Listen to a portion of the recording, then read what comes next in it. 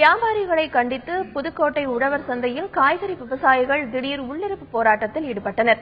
புதுக்கோட்டை உழவர் சந்தையில் கடந்த 16 ஆண்டுகளாக 100க்கும் மேற்பட்ட விவசாயிகள் நேரடி வர்த்தகம் செய்து வருகின்றனர். ஆனால் சமீப காலமாக சந்தைக்கு வெளியே அடையாள அட்டை பெறாத சில வியாபாரிகள் கடை போடுவதால் தங்களது தொழில் பாதிக்கப்பட்டுள்ளதாக விவசாயிகள் புகார் தெரிவிக்கின்றனர்.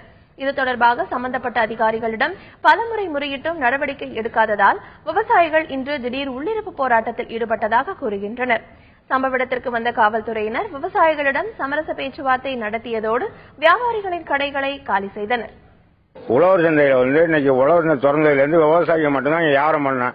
அந்த தெருவில் விற்கிறவங்க கிளியரா 100 மீட்டர் தள்ளி போட சொன்னாங்க. அப்படிதான் போட்டு வியாபாரம் பண்ணிட்டு இருந்தாங்க. இப்ப நாளடைவில் என்ன ஆகிப்போனா வர வர வர வர உழவர் சந்தைக்கு உள்ளே டோக்கன் கொண்டாந்து வாங்கி கொண்டு வச்சுட்டு விற்கிறாங்க. அது விற்கும் போது இங்க விவசாயிகிட்ட காய் விற்க முடியல.